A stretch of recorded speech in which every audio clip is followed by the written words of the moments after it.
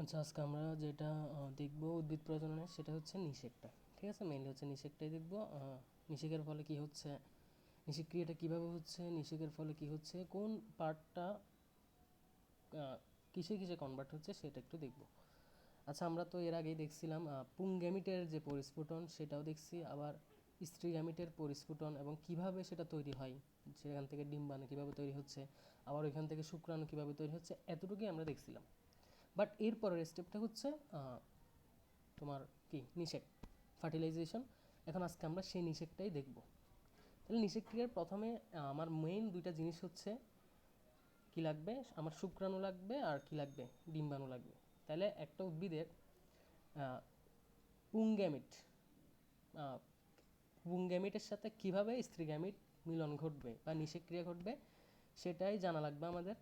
প্রথমে একটা কথা বলি, এখানে স্ত্রী গ্যামিট আমি আগে বলেছিলাম কিনা আমার মনে নেই, বাট এটা বলে রাখি এখন। স্ত্রী গ্যামিট এক্ষেত্রে নিশ্চল থাকে। ঠিক আছে, স্ত্রী গ্যামিট নিশ্চল মানে সে কখনোই নড়াচড়া করতে পারবে না, সেই গর্ভাশয়ের মধ্যেই থাকবে, ডিম্বাণুটা কোনো ধরনের চলাচল করবে না, সেজন্য এটাকে বলছি আমরা নিশ্চল। কিন্তু পুংগ্যামিটটা হচ্ছে সচল, সে পরাগায়নের মাধ্যমে এক উদ্ভিদ থেকে আরেক উদ্ভিদে যাইতে পারে। ঠিক আছে, এই জন্যই বলতেছি এটাকে সচল। তাহলে এই যে সচল পুংগ্যামিট নিশ্চল স্ত্রী গ্যামিটের সাথে যে নিষেক ক্রিয়াটা ঘটায়, এই নিষেকের টাইপটাকে বলা হচ্ছে উগেমাস। ঠিক আছে, আচ্ছা। তাহলে এক্ষেত্রে সেমভাবে একটা উদ্ভিদের শুক্রাণু বা প্রথমে শুক্রাণুটা তো প্রথমেই তৈরি হয় না, প্রথমে এটা পরাগ রেণু হিসেবে থাকে, যেটা আমরা জানি বায়ু বাতাসের মাধ্যমে হইতে পারে বা পাখিরা মুখে নিয়ে ফেলতে পারে।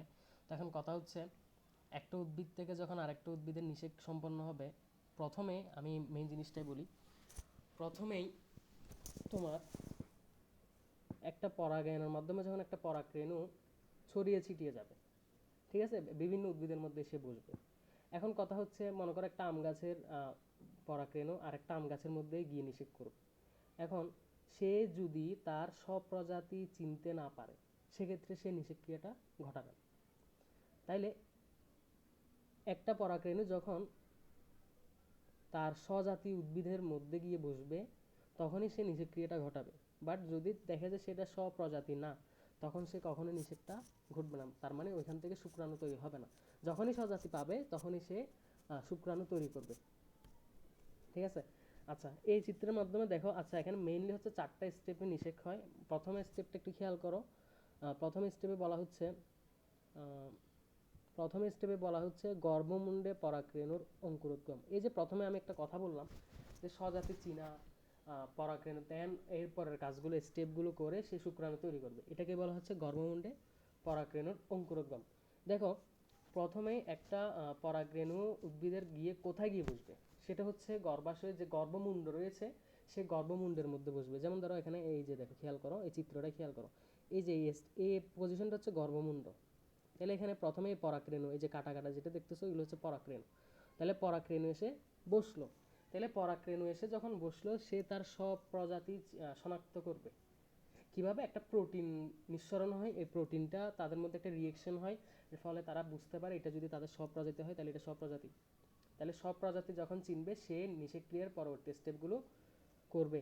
তখন সে কি করবে, আমরা এর আগে কিছু চিত্রের মধ্যে দেখে আসছিলাম, যে একটু খেয়াল করো এখানে এই যে পরাগরেণুর এই যে এটা কি ছিল, আমার ইন্টাইন, ইন্টাইনটা জার্ম স্পোরের মাধ্যমে একটা নালিকাকারে বের হয়ে আসতো, ঠিক না? তাহলে এই ঘটনাটা কখন ঘটে, এবং সেক্ষেত্রে নালিকা নিউক্লিয়াস সে পোলেন টিউবটাকে লম্বা করতেছিল, এবং তার পিছনে পিছনে জন নিউক্লিয়াস গিয়ে গিয়ে কি করতেছে, এটা আবার বিভাজন হয়ে শুক্রাণু তৈরি করতেছে। তাহলে এই স্টেপ থেকে, মানে খ চিত্র থেকে গ ঘ, এই এই স্টেপগুলো কখন হওয়া সম্পন্ন হবে, যখনই এই পরাগরেণুটা একটা গর্ভমুণ্ডে গিয়ে বসবে এবং সে যদি তার স্বজাতি শনাক্ত করতে পারে, দেন গ এবং ঘ স্টেপগুলো স্টার্ট হবে, অর্থাৎ পরাগ নালী তৈরি হবে, দেন শুক্রাণু তৈরি হবে। কিন্তু তার আগে পরাগরেণুটা এই খ এর চিত্রের মতোই পরাগায়িত হয়, সব উদ্ভিদেই যাবে, স্বজাতি চিনবে যখন, তখন এই আমাদের গ এবং ঘ এরকম স্টেপগুলো আমরা দেখব। ওকে, আচ্ছা। দেন এরপরে হচ্ছে তাহলে দেখো, এই খেয়াল করো, এই যে স্বজাতি চিহ্নিত করলো, তারপর কি করলো সে তার পোলেন যে টিউব বা পরাগ নালীটা লম্বা করলো। কতটুকু লম্বা করবে সে যাইতে যাইতে আমরা জানি একদম ডিম্বাণু পর্যন্ত। এই যে এখানে এই বড় কোষটা ছিল ডিম্বাণু, এই বড় কোষটা হচ্ছে ডিম্বাণু। এই ডিম্বাণু পৌঁছানো পর্যন্ত এই নালিকা তৈরি হইতে থাকবে। আর এই নালিকা নিউক্লিয়াস ড্রাইভার হিসেবে কাজ করে। সে ডিম্বাণু পর্যন্ত নালিকাটা নিয়ে যাবে। যখনই ডিম্বাণু পর্যন্ত পৌঁছবে তখন তার কাজ শেষ। আর অতক্ষণ আমরা জানি জনন নিউক্লিয়াস দুইটা শুক্রাণু তৈরি করে ফেলছে। ঠিক আছে, এবার এটাই ছিল মেইন পয়েন্ট। দেন হচ্ছে আচ্ছা, আমি দুইটা স্টেপ কিন্তু একসাথে বলে ফেলছি। আমি প্রথমেই বলে ফেলছি, প্রথম স্টেপটা কি বলছি, গর্ভমুণ্ডে পরাগরেণুর অঙ্কুরোদ্গম। ঠিক আছে, তার মানে এই যে বললাম স্বজাতি চিনল, দেন পরাগরেণু অঙ্কুরোদ্গম হলো, মানে পরাগরেণু নালিকা গঠন করা শুরু করবে, শুক্রাণু তৈরি হওয়া শুরু করবে। এই জিনিসটাই হচ্ছে গর্ভমুণ্ডে পরাগরেণুর অঙ্কুরোদ্গম। এরপরের স্টেপটা হচ্ছে পরাগ নালিকাটা যে তৈরি হওয়া স্টার্ট হলো, দেন এটা কোথায় যাবে, গর্ভাশয়মুখী হবে এবং শুক্রাণু সৃষ্টি হচ্ছে। এটা হচ্ছে সেকেন্ড স্টেপে রাখা হচ্ছে। এই যে নালিকা তৈরি হওয়া শুরু করছে, দেন তার নালিকা নিউক্লিয়াসের পিছনে পিছনে কে যাচ্ছে, জনন নিউক্লিয়াস। ওই জনন নিউক্লিয়াস আবার বিভাজন হয়ে দুটো শুক্রাণু তৈরি করতেছে। এই স্টেপটাকে বলা হচ্ছে সেকেন্ড স্টেপ। ঠিক আছে, আচ্ছা, এই যে নালিকাটা যাচ্ছে যাচ্ছে, গর্ভাশয়ে তো একটা প্রাচীর আছে, প্রাচীরটাকে ভেদ করেই তাকে যেতে হয় ভিতরে। তাহলে এই ক্ষেত্রে এনজাইম কাজ করে। সেই এনজাইমগুলো হচ্ছে সেলুলোজ এবং পেকটিনেজ এনজাইম। এই এনজাইমগুলো তোমার বিগলিত করে তোমার ভিতরে গর্ভাশয়ে পৌঁছাতে সাহায্য করে। ঠিক আছে, আচ্ছা, এখানে একটা কথা হচ্ছে, এবার আসো, একটা ডিম্বক যখন আমরা দেখছিলাম ডিম্বকের গঠনে, ঠিক আছে, এই পরাগ নালীটা একটা ডিম্বকের ভিতরেই তো আমার ঢুকতে হবে আলটিমেটলি, নাহলে তোমার ডিম্বাণু তো অনেক ভিতরে। তাহলে ডিম্বাণু যেহেতু ভিতরে, তার মানে আমার অবশ্যই ডিম্বকের ভিতরে ঢুকতে হবে পরাগ নালীটা শুক্রাণু পৌঁছানোর জন্য। এখন কথা হচ্ছে ডিম্বকের কোন অংশ দিয়ে সে প্রবেশ করবে। ঠিক আছে, এটা কিন্তু সব উদ্ভিদের ক্ষেত্রে এক না। এক এক উদ্ভিদের ক্ষেত্রে দেখা যায় এক এক জায়গা দিয়ে প্রবেশ করে এই পরাগনালীটা। ঠিক আছে, এটাই পরবর্তী কথায় বলা হচ্ছে। যেমন এখানে বলা হচ্ছে অধিকাংশ উদ্ভিদ, একটু এখানে খেয়াল করো, এই অধিকাংশ উদ্ভিদ বলা হচ্ছে এই এই পার্টটা দেখো, অধিকাংশ উদ্ভিদ আমজাম পরাগনালীর ডিম্বকরন্ধ্র পথে ডিম্বকে প্রবেশ করে। আর একে কি বলে, পরোগ্যামি। ঠিক আছে, যদি ডিম্বক রন্ধ্র, আমি একটু দেখাচ্ছি আবার বলে দিই, যদি ডিম্বক রন্ধ্রপথে এই পরাগনালী প্রবেশ করে ডিম্বকের মধ্যে, তখন এটাকে আমরা বলবো পরোগ্যামি। তাহলে কাদের কাদের ক্ষেত্রে হবে, আমজাম। এগুলো এমসিকিউর জন্য খুবই ইম্পর্টেন্ট। পরোগ্যামি কাদের হয়, আমজামের ক্ষেত্রে। আবার পরোগ্যামি কি, ঠিক আছে। আবার যদি কোনো উদ্ভিদের ক্ষেত্রে ডিম্বক মূল দিয়ে প্রবেশ করে, তখন এটাকে বলে চ্যালাজোগ্যামি। ঠিক আছে, আচ্ছা, তাহলে এখানে এই উদাহরণটা কি, ঝাউ। ঝাউয়ের ক্ষেত্রে হচ্ছে তোমার কোন দিক দিয়ে প্রবেশ করবে, ডিম্বক মূল দিয়ে প্রবেশ করবে। তাহলে এটার নামও ভিন্ন। আবার কিছু কিছু উদ্ভিদের ক্ষেত্রে দেখা যায় ডিম্বক ত্বক দিয়ে প্রবেশ করে, যেমন লাউ কুমড়া, এদের ক্ষেত্রে ডিম্বক ত্বক দিয়ে প্রবেশ করে, এদেরকে মেসোগেমি বলে। ঠিক আছে, মেসোগেমি বলা হচ্ছে। তাহলে আমরা এখানে তিনটা টার্ম পাচ্ছি, একটা হচ্ছে পরোগেমি, একটা হচ্ছে চ্যালাজোগ্যামি, আরেকটা হচ্ছে মেসোগ্যামি। পরোগ্যামির ক্ষেত্রে পরাগনালী ডিম্বকের কোন দিক দিয়ে প্রবেশ করবে, ডিম্বক রন্ধ্র দিয়ে। আর চ্যালাজোগ্যামি হচ্ছে যদি ডিম্বক মূল দিয়ে প্রবেশ করে, আর মেসোগ্যামি হচ্ছে যদি ডিম্বক ত্বক দিয়ে প্রবেশ করে। তাহলে আমরা একটু আগের চিত্রে একটু দেখি, একটু খেয়াল করো, এই যে ডিম্বক রন্ধ্র কোনটা ছিল, এই ডিম্বক রন্ধ্র হচ্ছে এটা। ঠিক আছে, আমি মার্ক আপ করতেছি এটা। তাহলে যদি পরাগনালী এই ডিম্বক রন্ধ্র দিয়ে প্রবেশ করে, তখন এটার একটা নাম, যেটাকে বলা হচ্ছে কি, পরোগ্যামি। দেন হচ্ছে এটা ছিল ডিম্বক মূল, এই অংশটা ছিল ডিম্বক মূল। যদি পরাগনালী এই ডিম্বক মূল দিয়ে প্রবেশ করে, তখন এটা কি বলা হচ্ছে, চ্যালাজোগ্যামি। উদাহরণ মাস্ট। আর ডিম্বক ত্বক হচ্ছে বাকি অংশটা হচ্ছে ডিম্বক ত্বক। যদি কখনো পরাগনালী এই ডিম্বক ত্বক দিয়ে প্রবেশ করে, তখন সেক্ষেত্রে এটাকে বলা হচ্ছে মেসোগ্যামি। ক্লিয়ার? অবশ্যই ক্লিয়ার হওয়ার কথা। আচ্ছা, যদি বুঝতে সমস্যা অবশ্যই জানাবা। এটা হচ্ছে সেকেন্ড স্টেপ। দেন হচ্ছে থার্ড স্টেপে বলা হচ্ছে পরাগনালিকার ভ্রূণথলিতে প্রবেশ এবং শুক্রাণু নিক্ষিপ্তকরণ। এই যে পরাগনালিকাটা, আমি আগের চিত্রটাতে চলে যাই, যেন একটু বড় আছে, বুঝতে সমস্যা। এখন আমার মনে করো এদিক দিয়ে আমার, এই পথ দিয়ে আমার ডিম্বক নালীটা প্রবেশ করলো। ঠিক আছে, এই যে মার্কা পড়ছে, মনে করো এটা হচ্ছে ডিম্বক নালী। ডিম্বক নালী প্রবেশ করার পর আমার মূল পয়েন্টে চলে আসছে যেখানে ডিম্বাণু আছে। আর ডিম্বক নালীর মধ্যে অবশ্যই আমরা জানি শুক্রাণুর সৃষ্টি হয়ে গেছে। জননিউক্লিয়াস দুইটা বিভাজন হয়ে দুইটা শুক্রাণু তৈরি করছে। ঠিক আছে, দুইটা মাস্ট মনে রাখবা। তাহলে এখানে দুইটা শুক্রাণুর কাজ কি? ডিম্বাণুতে একটা ডিম্বাণু একটা শুক্রাণুর সাথে নিষেধ করতে পারবে, বাট আরেকটা শুক্রাণু কোথায় যাবে? ঠিক আছে, তাহলে এই স্টেপে বলা হচ্ছে, তোমার থার্ড স্টেপে বলা হচ্ছে যে পরাগনালীর ভ্রূণথলিতে প্রবেশ করলো পরাগনালিকা, এটা আমরা দেখলাম, এবং শুক্রাণু নিক্ষিপ্ত করো। শুক্রাণুতে আবার সে নিক্ষেপ করবে, ভিতরে যখন ঢুকে গেছে সে আবার শুক্রাণু নিক্ষেপ করবে। তাহলে শুক্রাণু নিক্ষেপ করলে একটা শুক্রাণু তোমার একটা শুক্রাণু আমরা জানি এই ডিম্বাণুর সাথে নিষেক করবে, এই ডিম্বাণুর সাথে নিষেক করবে। ক্লিয়ার? তাহলে এটা হচ্ছে আমার মেইন নিষেক। তাহলে আরেকটা শুক্রাণুর কাজ কি? আমরা মাঝখানে দেখো যে সেকেন্ডারি নিউক্লিয়াসের কথা বলছিলাম, এই সেকেন্ডারি নিউক্লিয়াসে এই আরেকটা বাকি যে শুক্রাণু থেকে যায়, এই শুক্রাণুটা এখানে গিয়ে নিষেক করবে। তাহলে এটা কেমন নিষেক? তাহলে প্রথমে দেখো একটা শুক্রাণু এই ডিম্বাণুর সাথে নিষেক করলো, দেন সেকেন্ড শুক্রাণুটা এই সেকেন্ডারি নিউক্লিয়াসের সাথে নিষেক করলো। তাহলে যেহেতু একটা ডিম্বকের মধ্যে দুইটা নিষেক সম্পন্ন হয়েছে, একটা ডিম্বাণুর সাথে আর একটা সেকেন্ডারি নিউক্লিয়াসের সাথে, সেজন্য এই ধরনের নিষেককে বলা হয় দ্বি-নিষেক। তাহলে তোমার পরীক্ষার জন্য খুবই খুবই ইম্পর্ট্যান্ট দ্বি-নিষেক কি। একই সাথে দুইটা নিষেক ঘটে বলেই এখানে দুইটা শুক্রাণু দিয়ে, সেজন্য একে কি বলা হচ্ছে? দ্বি-নিষেক বলা হচ্ছে। আচ্ছা, আমরা জানলাম ডিম্বাণুর সাথে মেইন যে নিষেকটা হয় সেটা হলো, বাট সেকেন্ডারি নিউক্লিয়াসের সাথে শুক্রাণুর যে নিষেক হলো ওটা দিয়ে কি হয়? এই যে আমরা কথায় কথায় বলি যে শস্য হওয়া, শস্যাল, শস্য না থাকা, শস্য না থাকলে এটাকে আমরা অশস্যাল বীজ বলি, এটা দিয়ে কখনো ফলমূল হয় না। ঠিক আছে, ঠিক না?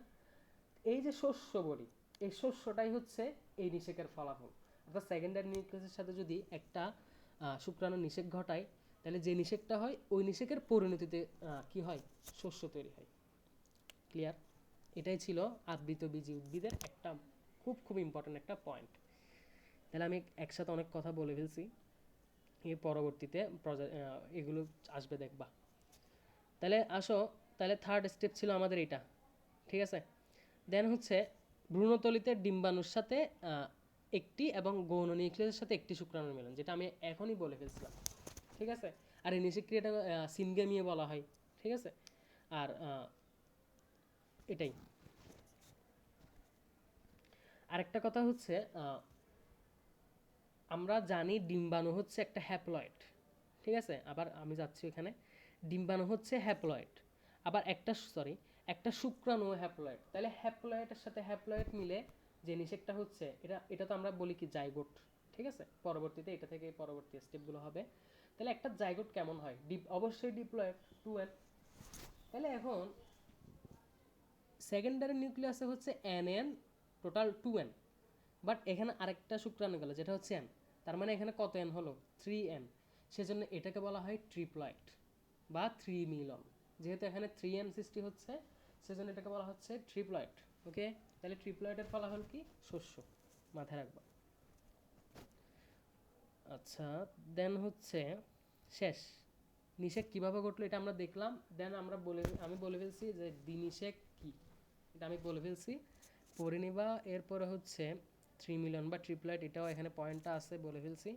এরপরে হচ্ছে মোস্ট ইম্পর্টেন্ট পয়েন্ট হচ্ছে নিষেকের পরিণতি। এই যে নিষেকটা হয়ে গেল, ডিম্বাণুর সাথে একটা শুক্রাণু হয়ে গেল, নিষেক হলো, দেন হচ্ছে একটা সেকেন্ডারি নিউক্লিয়াসের সাথে আরেকটা শুক্রাণুর মিলন হলো, যেটাকে আমরা 3 মিলিয়ন বা ট্রিপ্লয়েড বলতেছি, যেহেতু এখানে 3n সৃষ্টি হচ্ছে, আর এটা 2n ডিপ্লয়েড।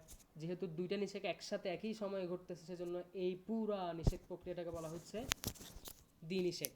এবার এই নিষেক ক্রিয়ার ফলে কি কি হচ্ছে, এটাই হচ্ছে মেইন জিনিস।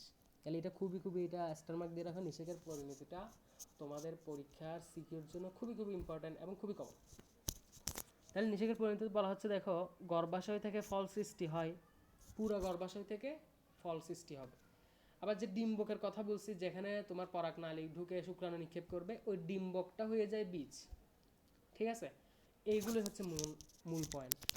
তাহলে প্রথম পয়েন্ট বলা হচ্ছে ভ্রূণের পরিস্ফুটন। আমরা জানি ভ্রূণের পরিস্ফুটনটা শুরু হবে কোত্থেকে? ডিম্বাণুর সাথে যখন একটা শুক্রাণুর মিলন হবে তখন এটাকে আমরা ডিপ্লয়েড কোষের সূচনা বলতে পারি। দেন ওইখান থেকে কি হয়, জাইগোট সৃষ্টি হয়। এই জাইগোটটাই পরবর্তীতে কোষ বিভাজন হতে হতে হতে হতে একটা সময় পরিপূর্ণ হয়ে যায়। তাইলে এই জাইগোটটাই আলটিমেটলি একটা সময় গিয়ে বিভাজন হতে হতে একটা ভ্রূণের সৃষ্টি করবে, উদ্ভিদ ভ্রূণ।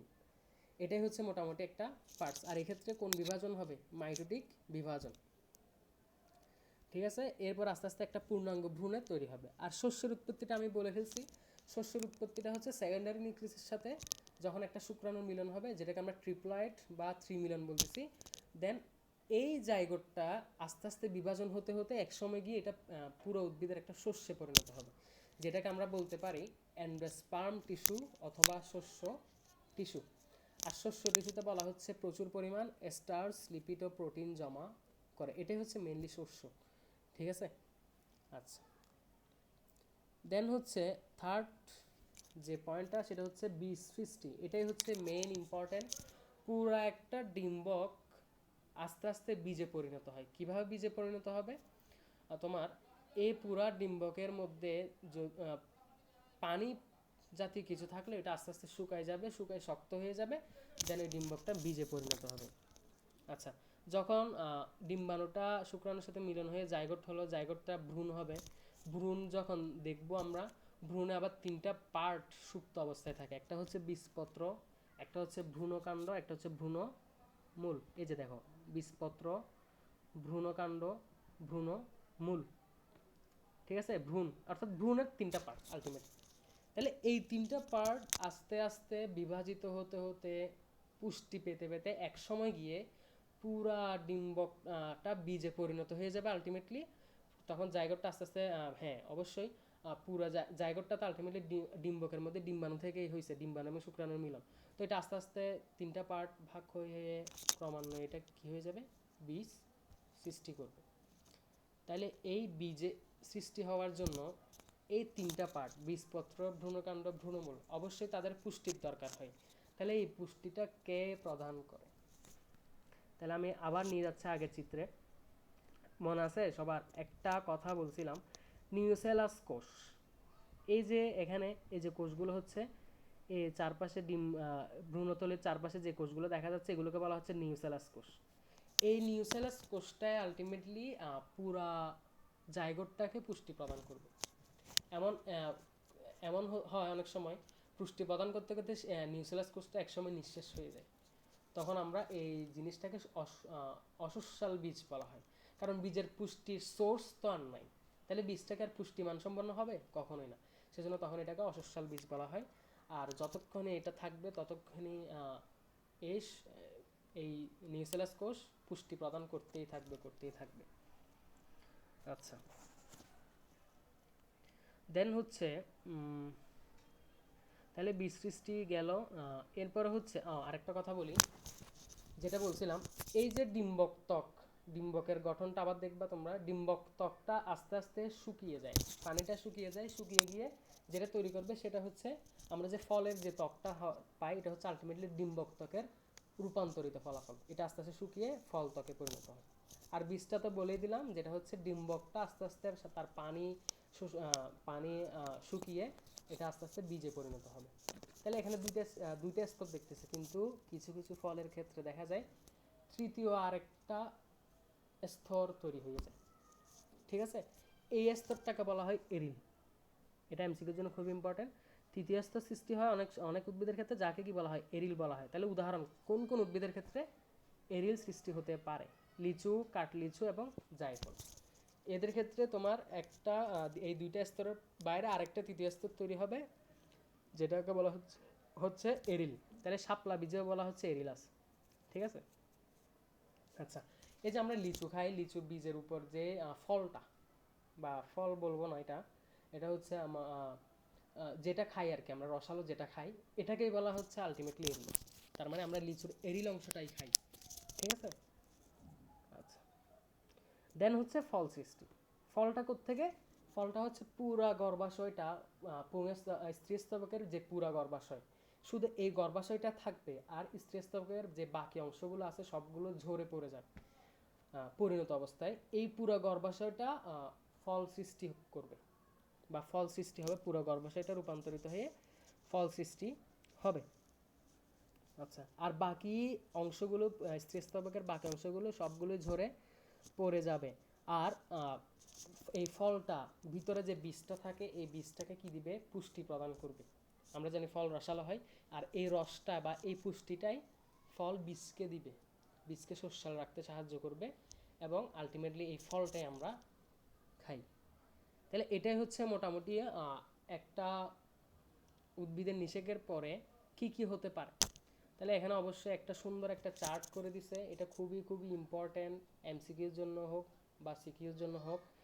আমি এতক্ষণ যা বলছি এগুলোর ইন ডিটেলস একদম ব্রিফলি তোমাদের এখানে দেখা দিচ্ছে যে কোনটা কিসে পরিণত হবে। গর্ভাশয় ফলে পরিণত হবে, গর্ভাশয় প্রাচীর ফল ত্বকে পরিণত হবে, এটা আমি বলে দিছি।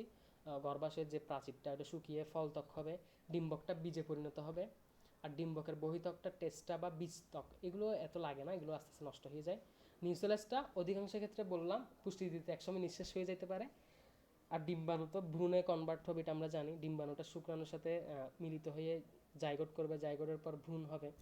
তো সেকেন্ডারি নিউক্লিয়াসটা আরেকটা শুক্রাণুর সাথে মিলিত হয়ে এন্ডোস্পার্ম বা শস্য তৈরি করবে। আর সহকারী কোষ, প্রতিবাদ কোষ, এগুলো আস্তে আস্তে নষ্ট হয়ে যায়। মাইক্রোবাইল বা ডিম্বকরন্ধ্র, এগুলো হচ্ছে বীজরন্ধ্র বলা হয়। হাইলাম বা ডিম্বক নাভি, হাইলাম। ফিনিকুলাস বা ডিম্বক নালী, বীজের বোটা। ডিম্বক নালীটা আগেই বলছিলাম, যেটা আমরা ফলের বোটা বলি ওটাই। আর ক্যালোজাবের ডিম্বকমূল, এটা নষ্ট হয়ে যায়। তাহলে এই জিনিসটা খুবই খুবই ইম্পর্টেন্ট, এটা তোমাদের ভালো করে আয়ত্ত থাকতে হবে। যদি এই জিনিসটা তোমাদের ভালো করে আয়ত্ত থাকে তাহলে তোমাদের 50% পড়া মোটামুটি শেষ।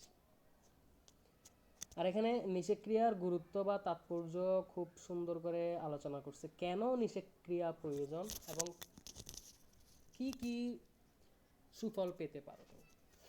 নিষেকক্রিয়ার অবশ্যই গুরুত্ব আছে, নিষেক না হলে তো এই উদ্ভিদের মধ্যে কখনোই কি হবে না,